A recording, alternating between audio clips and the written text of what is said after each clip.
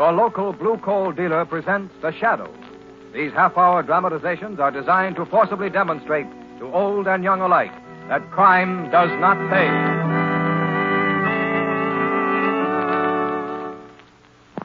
The Shadow's adventure begins in just a moment. But first, do you know exactly what the blue coloring on blue coal means? Well, that's the trademark of the Glen Alden Coal Company, the world's largest hard coal producer. And it's placed on their product, blue coal, to guarantee that you're getting a superior quality anthracite. So insist on blue coal when you order anthracite for the coming winter. Your entire family will appreciate blue coal's greater heating comfort. You'll appreciate blue coal's greater heating economy. Call your dealer for your supply of blue coal tomorrow.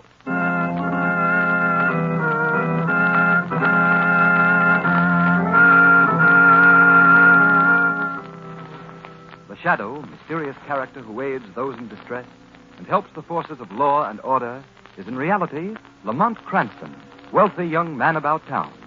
Cranston's friend and companion, the lovely Margot Lane, is the only person who knows to whom the unseen voice belongs. The only one who knows the true identity of that master of other people's minds, the Shadow. Today's story, Shyster, Payoff.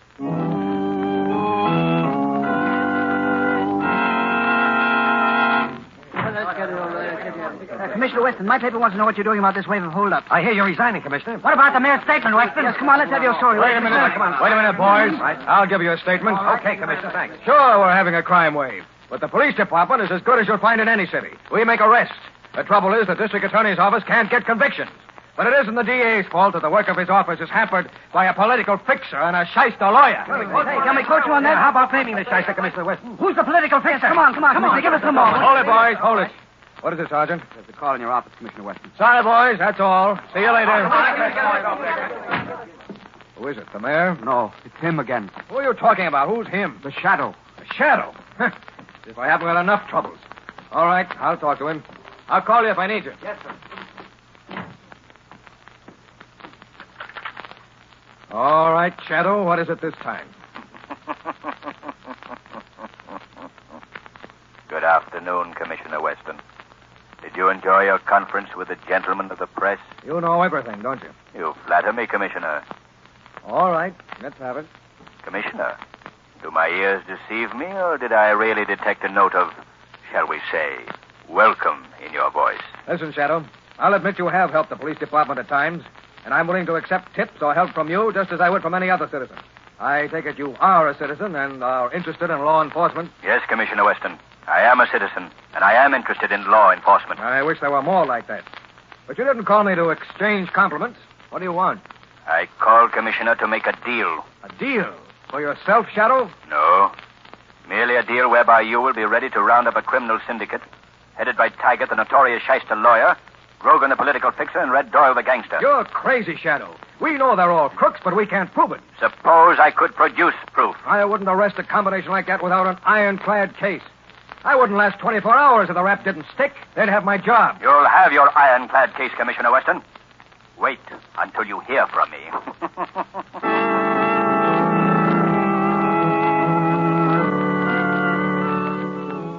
Your Honor, may it please the court.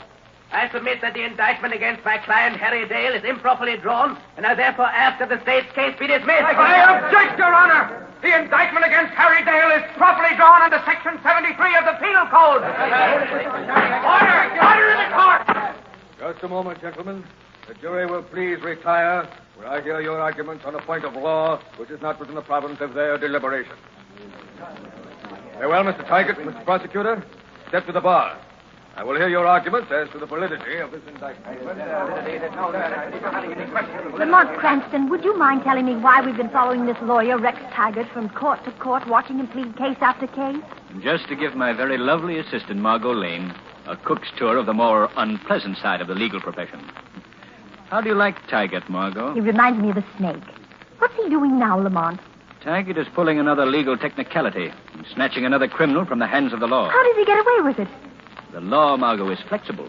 But its flexibility can be used by Shyster lawyers like Taggart to provide loopholes. Order! Silence in the court! Watch what happens now. Order! Silence in the court. Mr. Prosecutor, I regret I must agree with the arguments of counsel for the defense, Mr. Tiger. I protest, Your Honor. I protest. Due to the testimony given by the defense, and because of this technical error in the indictment, I must dismiss the case against Harry Dale and discharge the jury.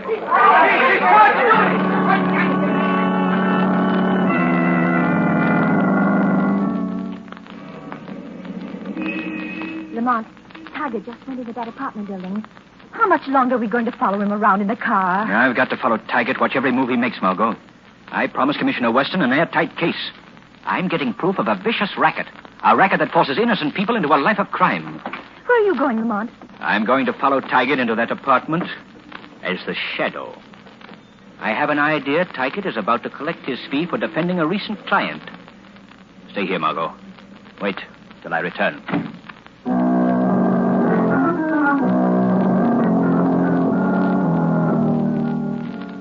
Taggart, why have you come to my apartment? My brother's not here. My brother's not here, I tell you. I've given you every cent I have, every cent I could raise for defending him. For saving your brother from the electric chair, Ruthdale. But my brother was innocent. Yes, but the evidence was all against him. Your brother is alive, free, only because of my knowledge of the law and your perjured testimony. Why, you made me testify falsely. You told me it was the only way to save my brother. Yes, I did. You want him tried again on the evidence? I can arrange it.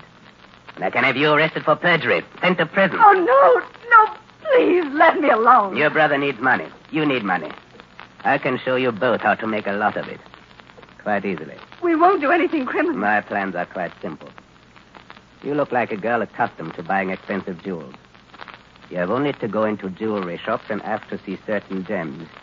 When they are shown to you, it won't be your fault if your brother and others happen in and take them away. And suppose we refuse?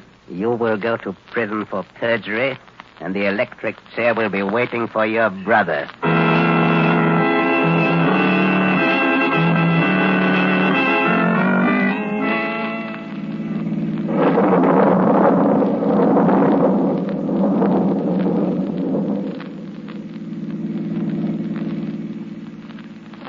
Night to be driving, Lamont.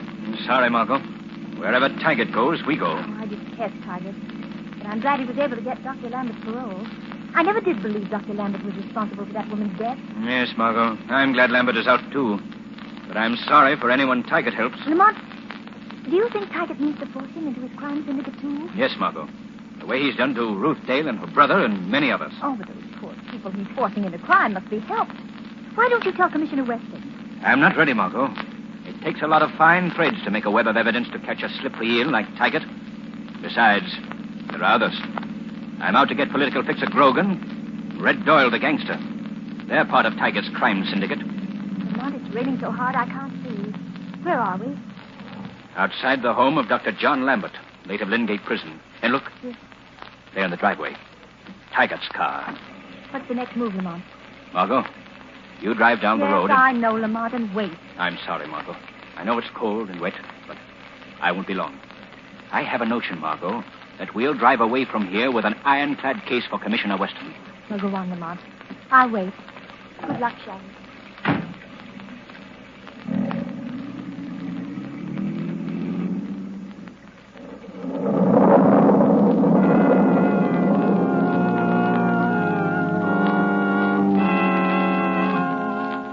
Why did you get me out, Taggart? What good am I to myself or to anybody?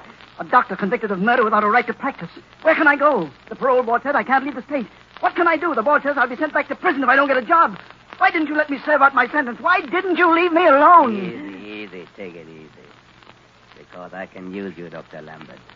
I have connections, friends who need a doctor they can trust. Oh, who would trust me? You can be trusted because you have reason to hate and fear the law as much as these connections of mine. But I've got to have a legitimate job or I'll be sent back to prison. I'll arrange that. All right, what do I have to do? It's right in your line as a surgeon. You'll be ready, day or night, to treat gunshot wounds, remove bullets, perhaps graft skin and change faces which have unfortunately found their way into the rogues gallery of the police. What's in it for me? Money. Money you'll need for that fresh start when your year's probation is over. You'd let me go when my probation's up a year from now? Sure. That's fair enough, isn't it? Just for 1 year. 12 months. then money and a chance to get away, far away. All right, Taggart, I'll do it. When do I start? I'm afraid, Doctor, you'll have to wait until one of my connections gets hit. Meanwhile, here's 200 as a retainer. Tell the probation board you're working for me as an investigator, but keep away from my law office. Just stay here and wait till you hear from me. All right, I understand. Maybe a week, even before you get a call. But when it comes, go where you are told. And keep your mouth shut, or you'll go back to the big house for another stretch. That's all, Dr. Lambert. A Shyster lawyer. A Shyster doctor. You're in good company, John Lambert. Good company. Oh, I've got to stop talking to myself. I'm not in solitary. I'm free. I'm not in prison anymore. Well, what was that? That voice. No, you're still in prison. You're not free, John Lambert. You'll never be free. They'll never let you go. A voice. It laughed. It spoke to me. It answered me. Oh, am I losing my mind? No, Lambert. You're quite sane. But unless you listen to me, you're entering another kind of bondage. But what is this voice? It can't happen. It can't. There is more than a voice in this room. I am quite real. Quite close to you. As close as Rex Taggart was a few moments ago. Hypnosis. Yes, hypnosis. I'm here in this room, but I've clouded your mind so that you cannot see me. But who are you? What do you want? John Lambert, haven't you ever heard a certain name whispered through the dark cells of Lingate Prison? A name associated with the unseen? A name criminals hate and fear? The Shadow. You are the Shadow? Yes, but you have no reason to fear me. I believe you're an innocent man, unjustly convicted. The newspaper said I was innocent, too. But I went to prison just the same for 7 long years. Now, Taggart has offered me money, then freedom after a year. What can you offer, Shadow? A chance to be true to your profession, to yourself. I have no profession. They took that away from me, and they took my self-respect, too. I'm not Dr. John Lambert, the surgeon. I'm ex-con number 2847, convicted murderer, out on parole because of a Shyster, dirty Shyster lawyer. There is no more Dr. John Lambert. You're wrong. That was John Lambert speaking just now, crying out against this bargain you've made with Taggart, a swine who never kept a bargain in his life. Oh, yes. You're right, Shadow. I can't go through with it. And yet if I don't, Taggart will send me back. You know, he can. He has influence. I, too, have influence and power, Dr. Lambert. Dr. Lambert. It's been 7 years and anybody called me doctor? Without a sneer or a laugh. What would you give to regain your professional honor? To escape Taggart's bondage? Oh, don't, Shadow, please. The law can make amends. The law? It needs your help. Why should I help the law? It destroyed me. You can help put an end to criminal slavery such as Taggart offers you and countless others. You can help wipe out a vicious racket that enslaves poor unfortunates more than the prison from which they were released. Prison. Bondage. Yes, that's it. It's bondage. Not freedom, not hope. You'll never be free. You'll never have hope. Unless... Unless what, Shadow? Unless you help me put Taggart and his kind behind bars. All right, Shadow. I will. I'll do it. I'll do anything you say, because I know I can trust you. Even the men you sent to Lingate, the men who hate and fear you, swear you never break your word. I'll keep my word, Dr. Lambert. Tell me what you want me to do. Do nothing until Taggart's associates call you. Then go where they tell you. But before you go, I want you to phone a certain number. What number, Shadow? It's written on the old prescription pad on your desk. On the old prescription pad? Yes, Dr. Lambert. On the prescription pad. See it there? Old. 7 years yellowed with age. But that number will bring the Shadow to you, wherever you go. And it will mark the beginning of the road back for you and many others, if you do not fail me. If you do not fail the Shadow.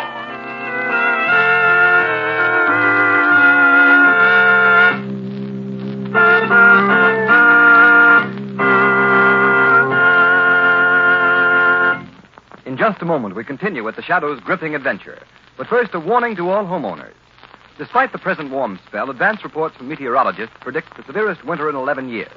So there's no time like right now to order your supply of anthracite. It's the fuel furnaces in this section were especially designed to burn.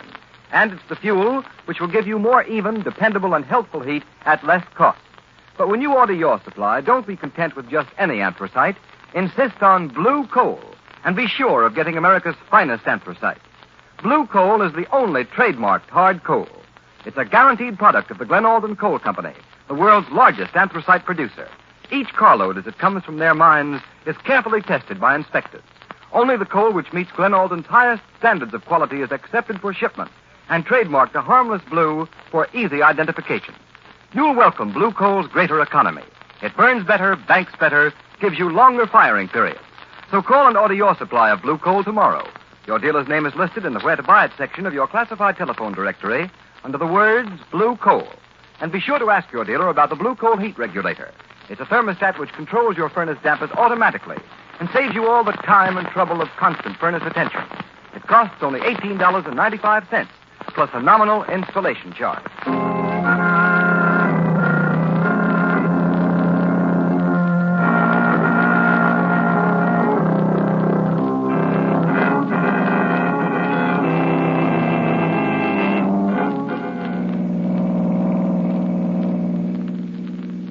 I believe this is the end of the trail, Margot. I hope so, Lamont. When did Dr. Lambert phone you? About an hour ago. Taggart ordered him to go to the old Empire Hotel. Where's that? Along the beach, about 3 blocks from here. Slow the car down, Margot. I thought every hotel out here was closed for the winter. They are. So it makes an ideal headquarters for Taggart's mob. Why don't you let Commissioner Weston round them up, Lamont? You've done enough. No, Margot. I promised Weston an airtight case. I've got to be sure the whole outfit is caught with the goods before I give Weston the word to close in. What makes you so sure this will be the finish? It's the logical time for the gang to be paid off, Margot. Those 3 big jewel robberies this week, all unquestionably Taggart's gang. A girl going into the stores and asking to see certain valuable gems. That was Ruth Dale, all right. The description fitted perfectly. But why did they call for Dr. Lambert? The driver of the getaway car was shot, Margot.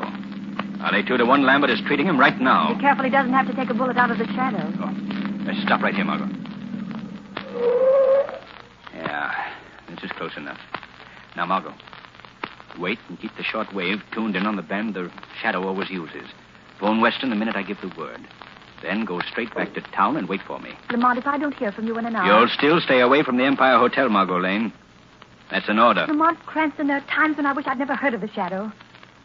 Well, go on, Lamont, and get this over with.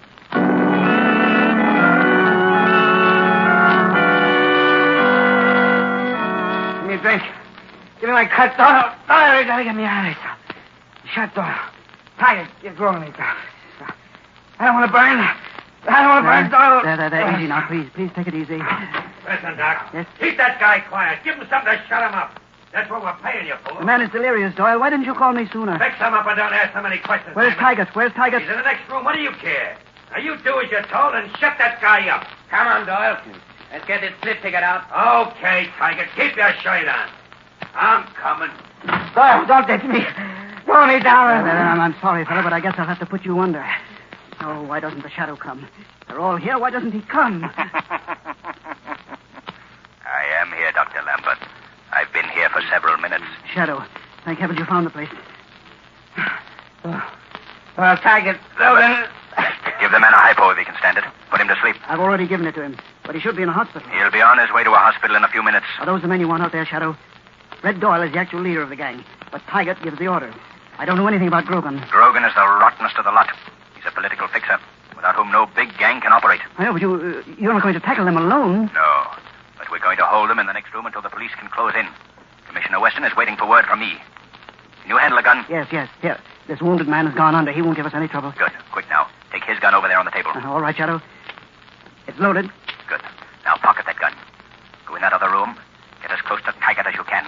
When I speak, grab Taggart and shove that gun in his back. Don't let anyone get behind you. All right, Shadow. You haven't failed me so far, and I trust you now. Calling Margot Lane. Phone Weston at the 17th Precinct Station. He is there, ready and waiting. Tell him to surround and raid the Empire Hotel. Break into basement. Let no one escape. That is all.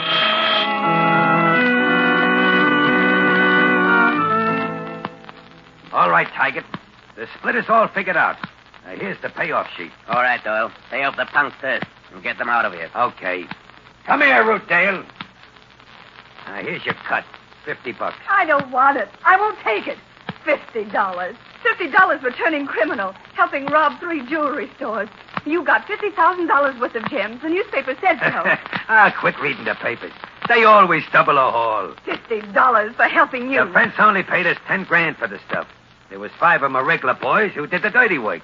$1,000 for Tigert to Springers if things went haywire. $1,000 to Grogan for a fix just in case and the getaway You car. better take it, Ruth. There's no other way. Take it or leave it. Only remember what I told you. The electric chair's still waiting for your brother here. Oh, please, I don't want the money. I don't care. Just let us Out of go. the way, dame. All right, Dale. Here's your cut. $100. Don't take it, Harry. Don't. Better take your share, Dale. Next time I may not be able to spring you. No, my sister's right. I didn't want to get mixed up in this. You made me, Tigers. I'm getting out with Ruth. Don't try it. Nobody quit. All right, now beat it, punks. Go on upstairs. Doyle and Grogan and I have got some things to talk over. Well, what about me, Tigers? Oh, I almost forgot you, Lambert. Didn't see you standing behind me. Give the doc 200, Doyle. How's the patient? As well as could be expected. Don't worry if you lose him. He's a dumbbell anyhow. Come on, Doyle. Let you, Tigert, and me get down to business. Okay, Grogan. Come on, Dale. You and your sister and Lambert beat it. Not so fast, gentlemen. Hey, what's that? Who was that? Just an unseen guest at the division of the spoils of crime. Tigert, there's only one guy that laughs like that. A guy nobody's even seen. The shadow. Yes, Tigert. The shadow. Boss, he's come for a cut. Give it to him. He's poisoned. He'll get a cut. Stand still, Tiger. Don't move. Lambert! What are you doing? Let go of me. Take that gun out of my back, you fool. Doyle, Grogan, help me. They move, I'll shoot, Tiger. Well done, Dr. Lambert. Careful, Tigert. Lambert, you double-crossing... Shut up, Tigert. Doyle, throw your gun on the table. Throw it. Now you, Grogan. I don't carry a gun. Hurry, Dale. Search Grogan. Right. Miss Dale, you search Tigert. All right. Grogan hasn't got a gun, Shadow. Tigert hasn't either. Don't move. Those sirens mean Commissioner Weston and the police are coming to the feast of the unholy three. Shadow, I don't want to get mixed up with this gang. Tiger arranged my parole and forced me into it. Will you tell that to a grand jury, Dale? Yes. Yes, I'll testify. I'll testify against them. And my sister will, too, won't you, Ruth? Yes, I'll tell the police everything. I'll tell them, Shadow. If you turn state's evidence, you'll both go free. I have Commissioner Weston's promise. So you're working with Commissioner Weston, eh, Shadow? I've always worked for law and order. Keep away from those books on the table, Grogan. Dale, pick up those books. Hold on to them. Give them to Weston when he gets here. You can't pin anything on me, Shadow. Your name is in those books. You're on the payroll, Grogan. Those books will send you up for 20 years. The cops are coming down here, Tiger. Don't move, Tiger. Stay where you are, Doyle. There they are, boys. Somebody. Stand where you are, all of you. Don't move. Commissioner Weston, here's the gang's book. Thanks, Dale. I know all about you. All right, Dr. Lambert. You can take that gun out of Tigert's back. I know all about you, too. You sweat for this, Weston. Well, if it isn't my old pain in the neck, Grogan, a political fixer. He's part of the gang. He's on the payroll. You The ain't proof got is in nothing these on me. books. What about this girl here, Commissioner? He's all right, too. Don't put the cuffs on her. Red Doyle, Tiger, Grogan. What a night's work. You never pin anything on me, Weston. Save your Shyster breath for the trial, Tiger. All right, take him away, boys. Right here, Commissioner. Sergeant. Yes, sir. Take Harry Dale and his sister Ruth and Dr. Lambert to my office. Get their statements and have them wait for me. Yes, Commissioner. There's a wounded man in the other room, Commissioner. He's badly hurt. Sergeant, get him and rush him to the hospital. All right, boys, take these crooks out of How'd they here. get right here? All right, Shadow, Yes, Commissioner. thanks. You certainly handed me an airtight case against three of the biggest crooks in the city. You'll keep your promise to help Dr. Lambert, Dale, and his sister? You kept your promise. I'll keep mine. That's all I ask. You're a strange man, Shadow. That's all you ever ask. I told you I was just a citizen interested in law enforcement, in seeing the innocent protected and the guilty punished. Goodbye, Commissioner. Until we meet again.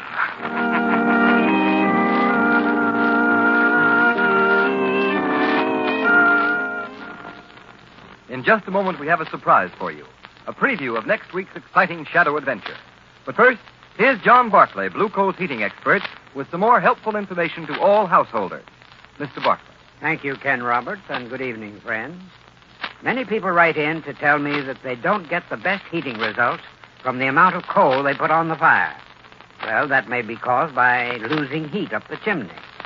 Chimney loss is a common source of trouble and unnecessary waste of coal. However, it's an easy matter to remedy. The next time you fix the fire, move the handle of your turn damper, that disc inside the smoke pipe, 1/16 of an inch toward the closed position. If the fire continues to burn freely, turn it another 1/16 of an inch. Repeat this operation until you've moved the turn damper as near as possible to the closed position. For the nearer the turn damper to the closed position, the smaller the chimney loss. When you've found the ideal adjustment, Mark the position with a piece of chalk on the smoke pipe and leave your dampers there throughout the burning season. If you find you have any other particular heating problem, I'd suggest you call your blue coal dealer. He'll place a trained John Barkley heating serviceman at your disposal. You'll find him fully qualified to check over your furnace and show you how to get better heat at less cost. I thank you.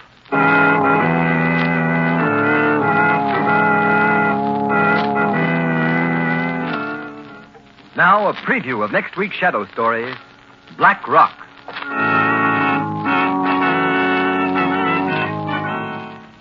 Martin, and you too, Ward. You're working for me now. What I say goes. Okay, Burkett, we get it. What's the gag? A big business executive like you turning crook. Shut up, you two, and listen to me. Now, here's the setup.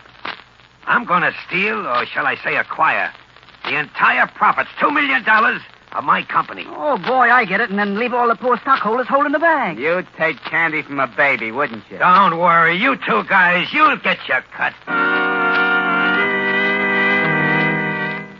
Will innocent stockholders be robbed by an unscrupulous profiteer, or will the Shadow be able to protect them? Find out next week when you hear the Shadow's newest adventure, Black Rock.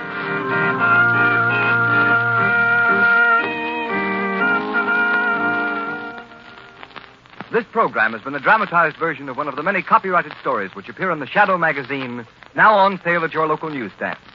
All the characters and all the places named are fictitious. Any similarity to persons living or dead is purely coincidental.